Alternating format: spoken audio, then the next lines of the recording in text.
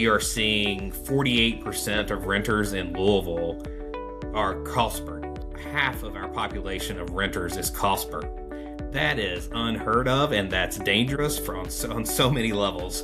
And that creates that instability when wages are not keeping up with housing costs. Welcome to today's podcast episode. We're excited to have a conversation with Tony Curtis.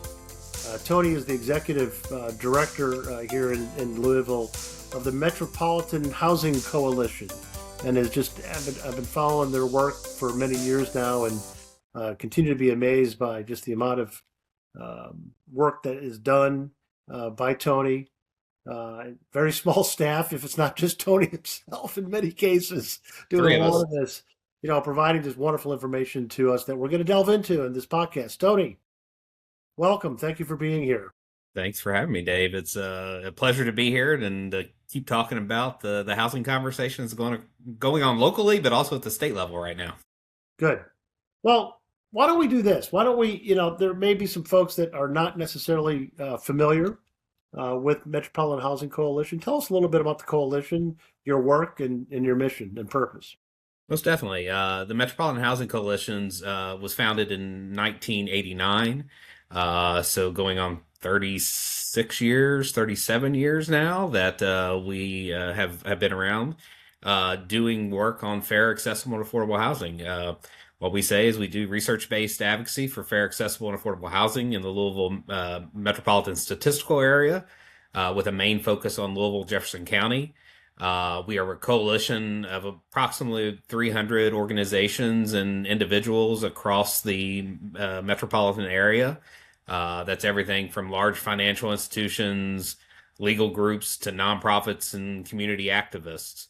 I think probably one of the best things we're known for, other than really convening meetings and or around issues, and every coalition around an issue looks very different, is the production of the State of Metropolitan Housing Report. We produced that report since 2003.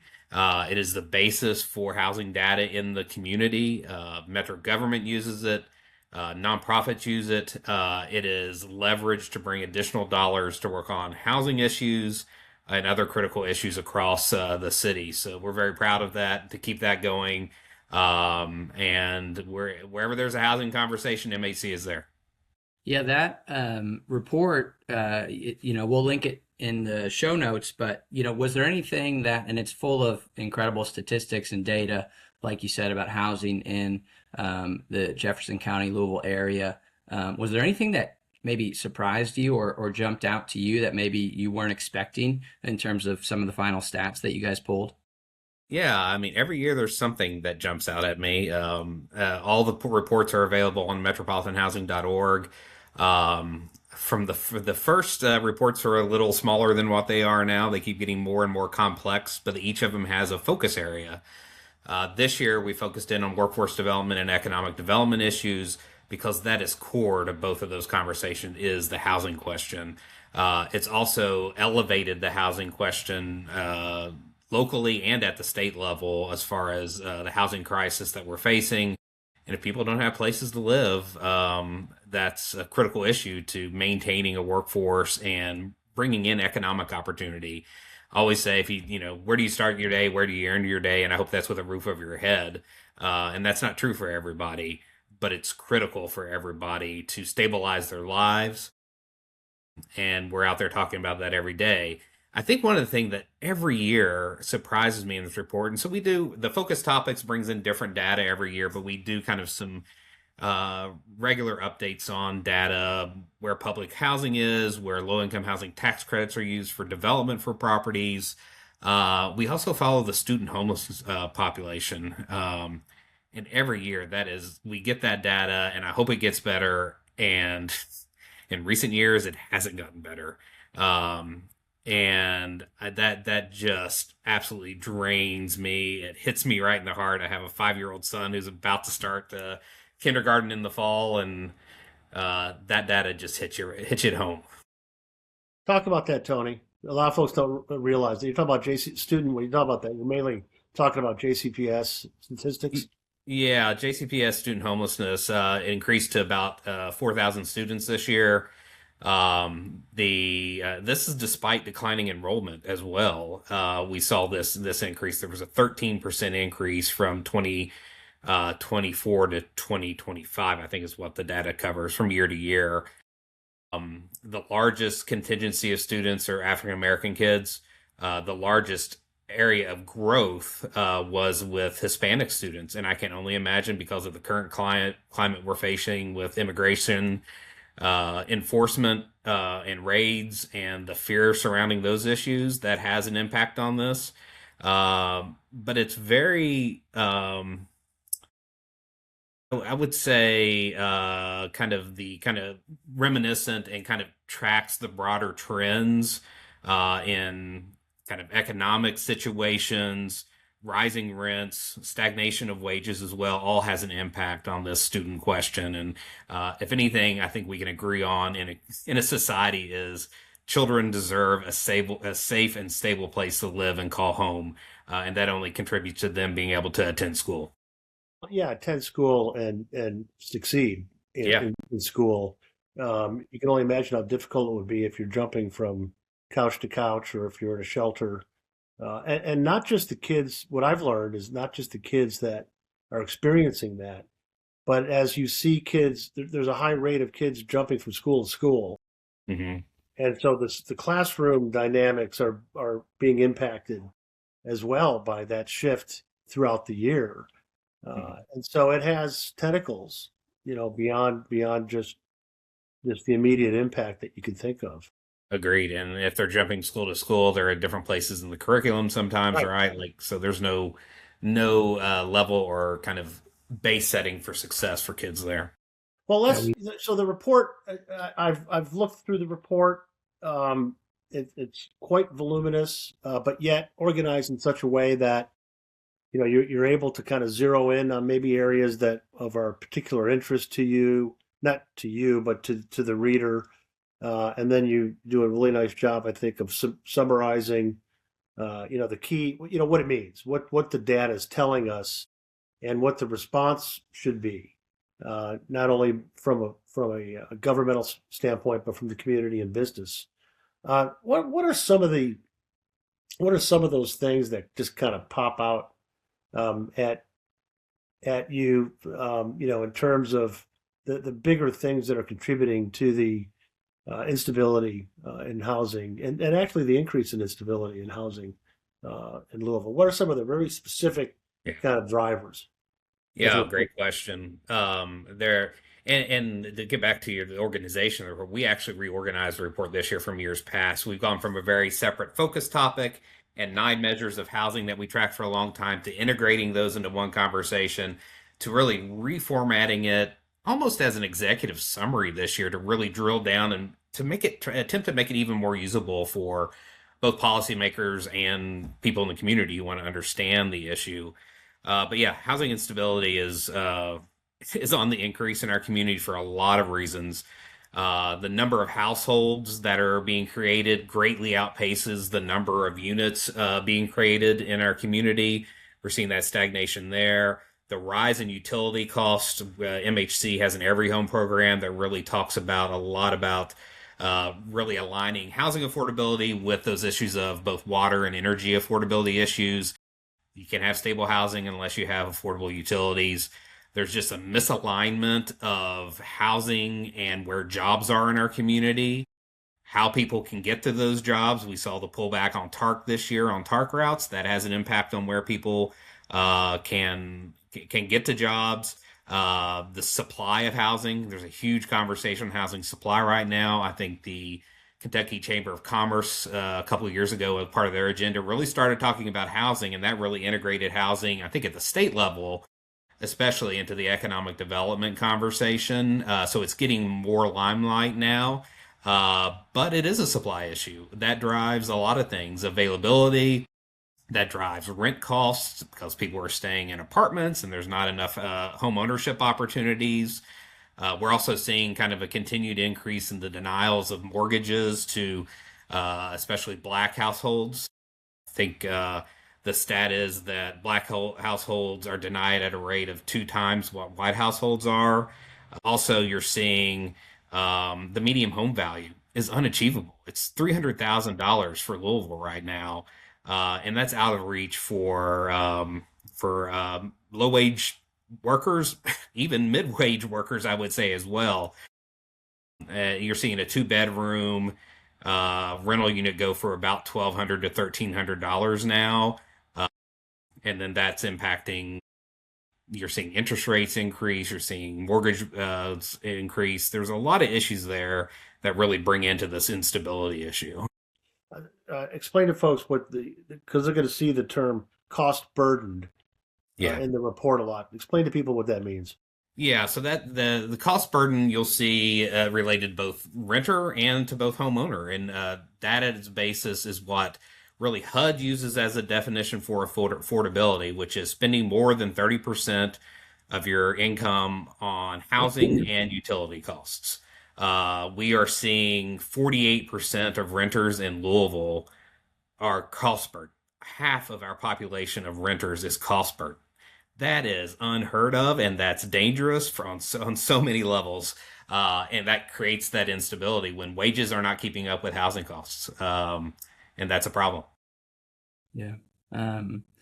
We've had Colburn on a couple of times, author of Homelessness is a Housing Problem. And, he mentions kind of the supply and demand in Hmm. terms of housing. When you have a high demand but low supply of housing, it obviously creates a challenge. Can you speak to where Louisville ranks or where you find they are comparative to other cities of similar size across America? Is there anything there that sticks out to you? Yeah, I mean, I think that Louisville still remains, I mean, whatever this means anymore, more affordable than a lot of other cities does, or a lot of other cities do. But I still think it's out of reach. You can see those low wage workers. We do a comparison there on multiple types of jobs in our community. And when you see that it's a mortgages, when you're looking at homeownership opportunities, right? Like you're seeing that median home cost, but you're seeing what can these workers afford that they are making. So it comes back to that wage issue a lot of times. And I'd have to go back and look at the number, but it's somewhere like $160,000 uh, is available is kind of affordable for a house for for workers right now for service workers. If you have a median home value of $300,000, that's not even close to being affordable in this community. You routinely see, especially in East Louisville, starter homes being pushed at $355,000.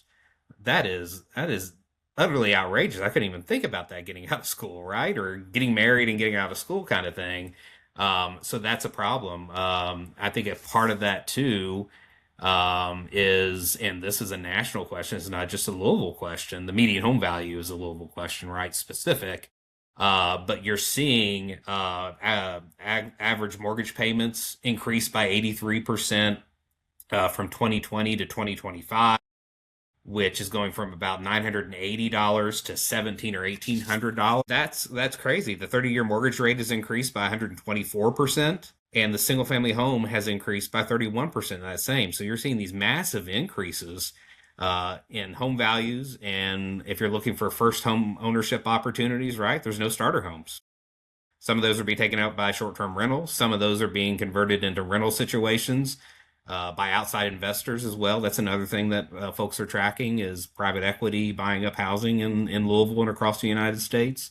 So it all comes back to affordability, and it's not just the cost of housing. It's the wage issues that goes along with that as well. Tony, talk about and when I was at St. Vincent de Paul, I participated in a number of committees and gatherings in the community around the land development code, uh, and and really the way that it's written and the way that it kind of, for lack of a better way to say it, puts a handcuff on developers in terms of where they can develop. And I'm going to use the term middle housing because you use that in your report. So housing that multifamily duplexes, higher density types of properties. If I'm not Yeah. mistaken, Louisville is heavily zoned single family and commercial, and not for a higher density, especially out in certain parts of the community where you were talking before about where the jobs are. There's a lack of that kind of housing. So those folks have to go back to where they live, and there may not be great transportation, and it Yeah. just creates a whole cycle of things. But it sounds like one of the solutions is more middle type housing. Yeah, and I think this gets at a lot of things. It's definitely a transportation issue, right? In last year's report, we did a report on zoning, and particularly was the focus topic of the state and metropolitan housing report. And one map that jumped out at me from that was the number of households who own vehicles. And if you're looking at where job centers are in this report compared to where people without vehicles live, it's mostly west and southwest Louisville. There's no way to get there from home to the job, right? One thing we included in this year's report, also is I'm kind of excited about it. Like we haven't been able to get this data before, is where refugees have been resettled in the community. It's southwest Louisville, mostly some West Louisville, and that shows that disconnect and alignment when you're trying to find jobs for some of our new neighbors coming into town. But it gets back to the lack of diversity of housing. 75% of Louisville's land is zoned for single family property. Um, Middle housing, so land development code reform has been going on for, I think, about 6 years now, in its latest iteration, which is the land development code is the regulatory document that really puts into effect the vision that is laid out in the comprehensive plan, which is kind of the 20-year plan for the built environment. And so there were efforts to increase density in there, one of which ways was middle housing. When we got to the middle housing discussion of duplexes, triplexes, pocket neighborhoods, and the like, many in the community pushed back. We did, in our zoning report last year, showed where middle housing exists. It exists all over, actually, in various historical iterations, some better than others. But there is middle housing on the East End. It only comprises about 3% of housing in stock in Louisville. So we talked a little bit about middle housing. You have to have a diversity of housing. It's a puzzle, right? Putting together a housing landscape that works for our community takes all there. It takes home ownership opportunity. That can be single family homes or duplexes. It can be multifamily. It can be a lot of different things. Manufactured housing is a big thing now. But we're going to see a renewed effort in 2026 to try to get middle housing across the finish line. But it's going to be referred to as neighborhood housing as we move forward into 2026. It's going to pull back a little bit from kind of the grandiose effort of the first middle housing effort to align with the Kentucky Housing Task Force recommendations, as well as more of like the infill urban core, where you're seeing a lot of the kind of discussions and agreements, especially at the state level, occurring. So we'll see if that happens, because that's right on the toes of another effort. The Louisville Metro government released a request for proposals from organizations or consultants to do land development code reform kind of in a new iteration, which is going to go more towards a form-based code as opposed to a use-based code. So over the next 3 years, we're going to see that start to unfold, and there'll be a lot of opportunities for public engagement. But we need more middle housing. We need more of those diverse types of housing, not only for affordability purposes, but to meet the needs of aging workforce who is retiring and needs a new living situation, but also a younger population that is demanding a different living situation other than a single family house, right? And so we need to make sure that that environment, that regulatory environment, meets up with that and aligns with the vision that's coming with that. You mentioned, of course, middle housing in terms of a fix that our city needs to look into and make. Are there any, again, from some of the data you guys pulled in this report, any other short-term or long-term fixes that this city can make to make this place again more affordable, like you said, and create more housing stability for families here in Jefferson County? Yeah, I think one of the main things is that we have to realize, and it goes right with the conversation on middle housing, is that the Jefferson County, Louisville housing landscape no longer aligns with the demographics or kind of the economic realities of Louisville. it goes back to that misalignment of where people are allowed to live and can afford to live, and where they are forced to commute and or connect with an economic opportunity. Um, and so that's a big thing that we need to realize just as a community, that what was once pushed in the 1950s as single family housing being the American dream, right? White picket fence, 2-car garage, 1.5 kids, right? Is now not what we're seeing as the reality in our communities. Land development code reform is one of the huge things that would have such a dramatic impact on being able to make diverse types of housing available to our community. That would, create housing by right, which would be, as long as you meet what has been set out in the code, you can build that type of housing. And there's not going to be a preventative kind of zoning code, or everything that's zoned single family doesn't have to be single family. There have been efforts in other communities to get rid of single family zoning. That's not to say get rid of single family housing, just the zoning aspect of it as well. Funding mechanisms are vital. I mean, with the federal chaos right now on approving HUD's budget, continuing care dollars as well. I mean, we were under threat of displacing 2,000 households, having people out on the streets. That is absolutely absurd when people are taking advantage of permanent supportive housing, right? They're getting housing, they're getting critical services as well. So we have to have, not only at the state level, but the local level, more revolving loan funds that actually fund the work to provide more housing. So as far as supply, housing opportunity as far as home ownership versus rental opportunity. It's going to be different for different people. I know some lifelong renters myself. And I think that showing that if we invest in that pool, it's going to revolve in perpetuity to create opportunities. That could be manufactured housing. That could be, a vacant and abandoned property that is available in the community to build a new house on. There's community land trusts. Like, we have to create these funding mechanisms locally. They're looking at it statewide right now in this legislative session as well to create some revolving loan funds. That's critical for both abandoned properties, for just a developer kind of affordable housing loan fund as well. So there's a big look at it, because other states that are politically kind of aligned with Kentucky as far as the state legislature have committed hundreds and hundreds of millions of dollars to housing in their states. Kentucky has done none of this, and we are so far behind on doing what other states are doing. And so we're hoping to see some fixes to that this year. But it remains. I always say there are three things that determine success in housing. It's land, so it's access to land, so that's land development code reform and what zoning does. It's money to be able to build the housing and invest in community.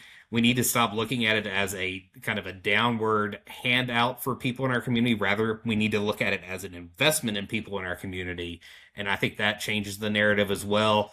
And just the political will, right? Like, people who are in the positions of power, who are elected to do the work, have to realize that housing is the answer to a lot of solutions. As you said, Greg Colburn, right? Homeless is a housing problem. At the heart, everybody agrees on that, I think. What we need to agree on is how we build it, where we build it, and how we make it affordable for people.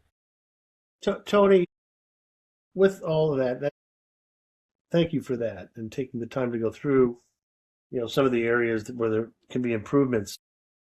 So you have this wonderful report.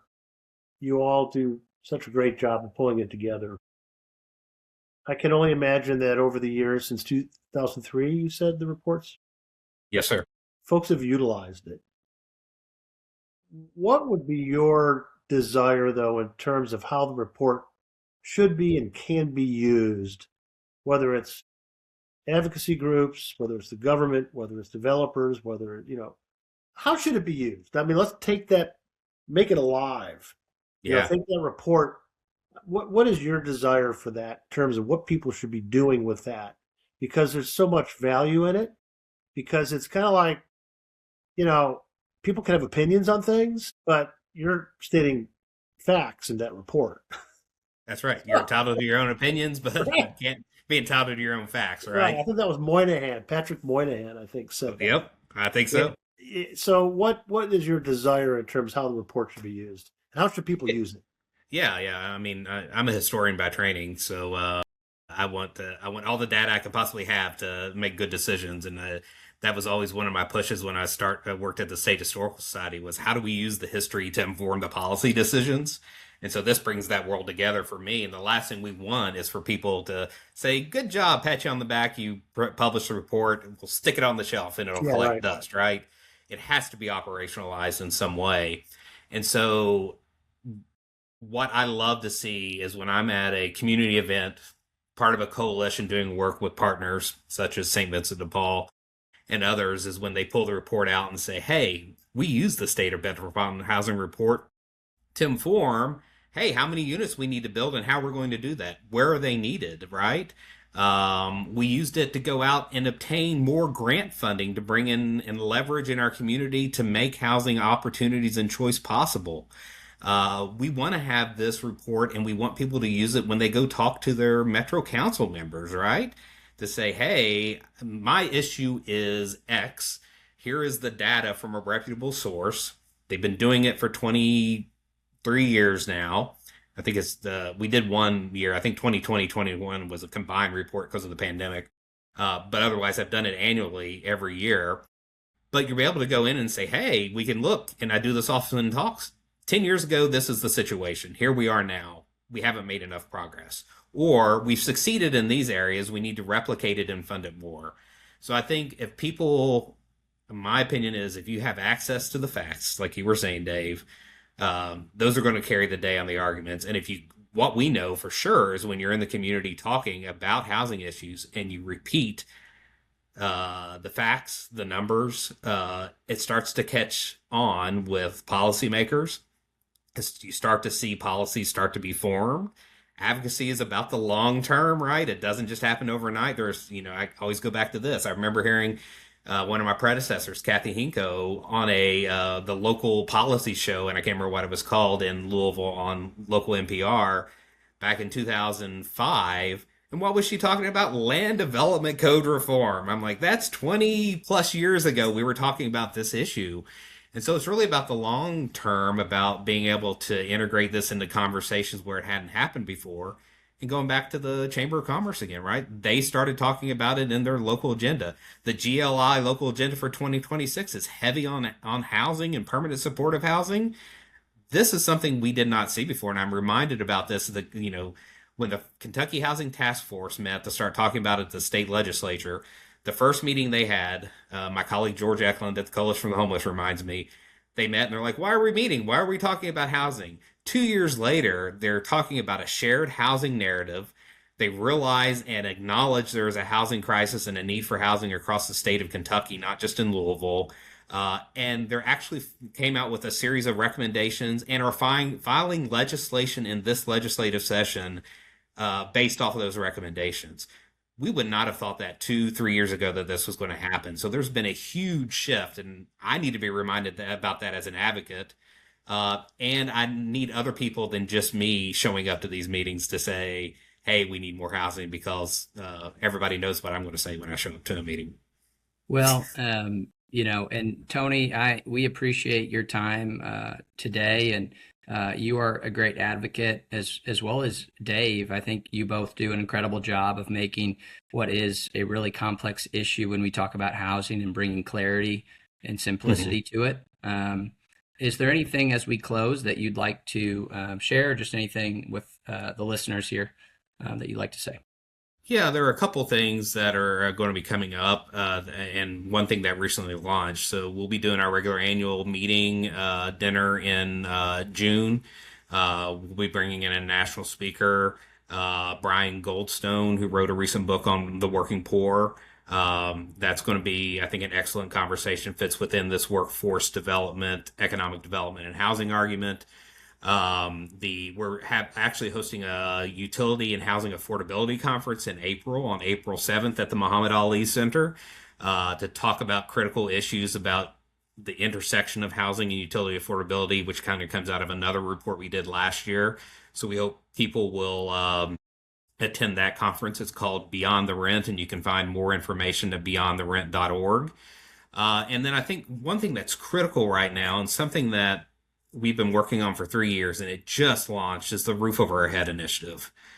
A group of us got together, and this ended up being a group of nonprofits who really brought this to fruition, but we're hoping it's a broad-based coalition of housing advocates, nonprofit developers, service providers, civic leaders, and we're hoping to bring, really more of the for-profit world in on this conversation as well.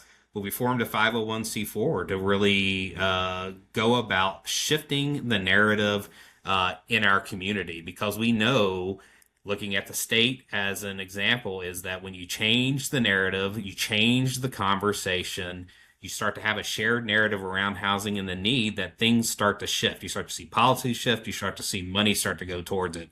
And so Roof Over Our Head, you can go visit roofoverahead.org. Is about shifting the narrative, driving policy and funding wins, connecting people to power, and building broad coalitions, because we don't want to be the only advocates out there talking about the need for more housing when there is a rezoning or a proposed affordable housing development. We need people to show up and say, yes, we need this for our community. These are our neighbors. People deserve to live here as well. And so we're hoping this is going to be a new initiative that really pushes that conversation, and we see a shift in community conversation, but also at Metro Council. So that's a pretty exciting initiative to stand up, and especially after 3 years of working on it. So we're pretty excited about that. Well, Tony, thank you so much for your time today. And again, we appreciate you joining the monthly podcast here at St. Vincent de Paul. I was very excited to be out here, and great to see you all. And anytime I can add to the conversation, I'm happy to do so.